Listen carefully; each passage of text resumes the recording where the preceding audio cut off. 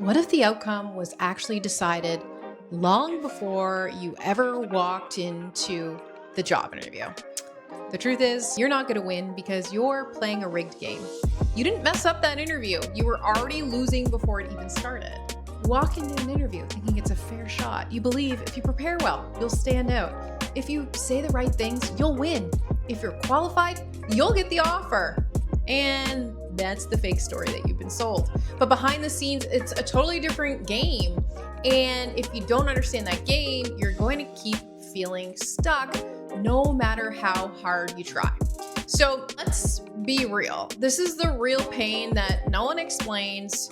You've had interviews where everything clicked, the conversation flowed, they seem impressed, and then rejection. No real explanation, just thanks for coming in. We went with someone else, or worse, you don't hear back from them at all after you invested all this time and effort in the interviews. That kind of rejection messes with your head because now you're thinking, what did I do wrong? Am I not good enough? Why does this keep happening? So you ultimately try to fix yourself. You practice more, study better answers, try to sound more confident, pay thousands of dollars to a career coach to help you. But you're actually trying to solve the wrong problem. The system you're not seeing is that hiring isn't built to find the best person, it's built to reduce risk. That's it. A hiring manager isn't asking who's the most talented, they're asking who feels safe to hire. Because if they get it wrong, it's going to create problems for them. It's going to be a pain in the ass. It's going to reflect on them. So they play it safe, not necessarily smart. There's a hidden scorecard with job interviews. Every interview has a scorecard and you just don't see it. Like, wouldn't it be nice to see the damn scorecard? It includes things like, do you feel easy to work with? Do you match the vibe? Are you predictable? Do you remind them of someone they trust? Will hiring you create problems for them later? None of that is about being the best. It's about being the safest. And the safest is always the most familiar. I remember hearing a hiring manager talk about this candidate. We met this amazing candidate, had flown in from another province to participate in the job interview, was in the final running. And the manager said this line, and it was a tell all for the fact that this candidate isn't going to get the job. And I think he said the quiet part out loud that often managers think. And he positioned it as a joke, but he said, if we hire this guy, he's going to come after my job. Ha ha ha. So if you're overqualified or present too well, or maybe tap into an insecurity that manager has, you're not going to be seen as safe. And ultimately, you'll be screened out of the process. There's not a lot job seekers can control in that. What we can do is have clarity on what it is that we want to achieve in our careers. We can control that piece of the puzzle. So, anyways, if you're stuck in this type of cycle and want a clear way out to find that clarity, grab the free Career Reset workbook. It's in the description. Here's where it gets worse. I shouldn't be telling you this, but most jobs already have a preferred candidate before you even apply.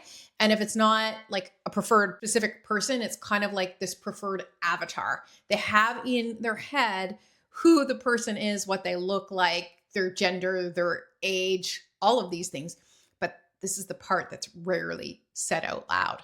So you're not entering in the process competing equally. You're kind of like trying to catch up, but you can never catch up if, the manager's like, I think the ideal candidate's 20 years old, fresh out of school and female, and you don't meet that, you're kind of done.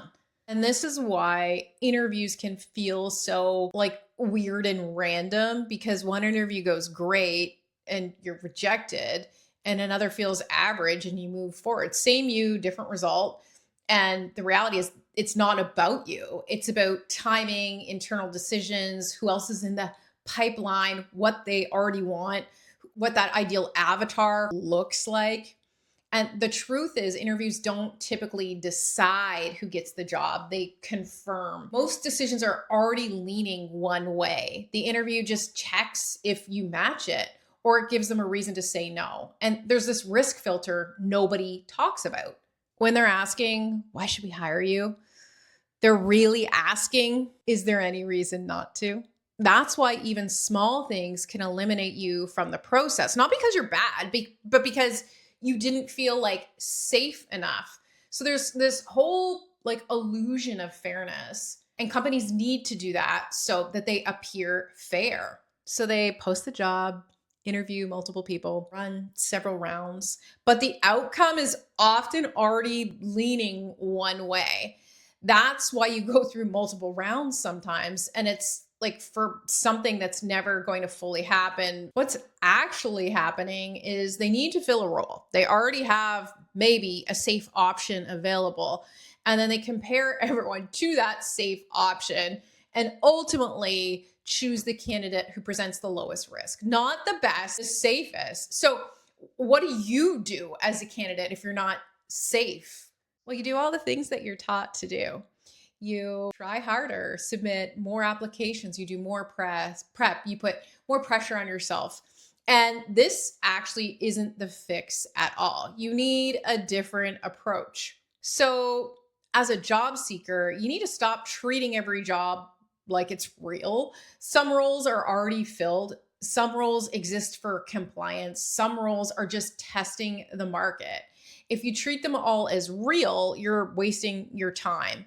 Look for urgency, like signals of urgency in a job ad instead. Focus on access rather than being like the perfect candidate, because access is going to beat skill. So this means having some sort of internal connection, real conversation, referral, like a direct contact with that company, because once they know you, you're not risky anymore. And no one ever says this, but that's actually what networking is all about.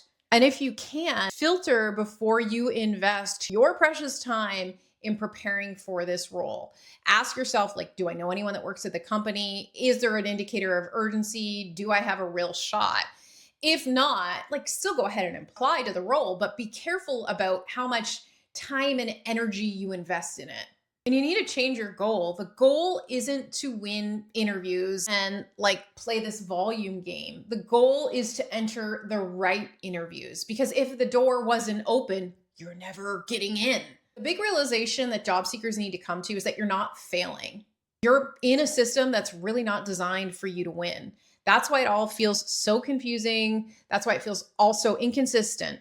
And look, I'm not here to give you like the step-by-step career advice answers to this shit, because the reality is there is no single right answer. And that's why I find so much of the career advice on the internet infuriating. If this could be solved by buying my book or my $5,000 coaching program, people would just do that and everyone would have their dream jobs.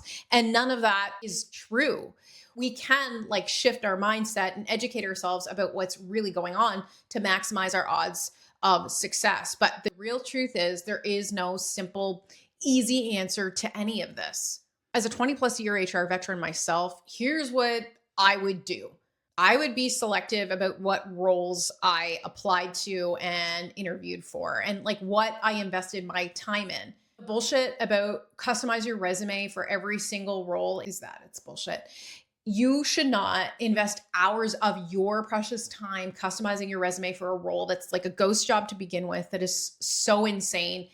So assess whether or not that role is really real. If it's your dream job and you're even like kind of on the fence about if it's real or not, put the effort in if that's something you really want. But otherwise, I'd be careful about how I spent my time. Focus on connections is another thing I would do. I would not be so focused on like a lot of the like hoopla around LinkedIn and like post and create content and build your network and all that. Like, it's not about volume at all. I would look to people I already know and see if they know someone and see if they know someone, to see if somehow I can get connected to that company. Networking shouldn't be like transactional and gross like that. It should be a way to help you get closer to the job and eliminate some of that perceived risk of hiring you. Look for any cues of urgency in jobs, in job postings is another thing I would do.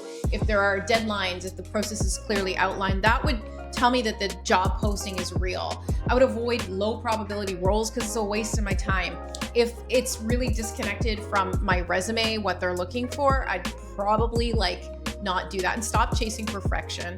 Don't listen to people that tell you that everything has to be perfect all the time when it comes to your job search and your resume and like the interview and all of this. Like, that is just not realistic, and it's so gross and not healthy. So I would stop chasing perfection on that, because you can't be perfect, because perfect looks different for me than for the person interviewing you than it does for you.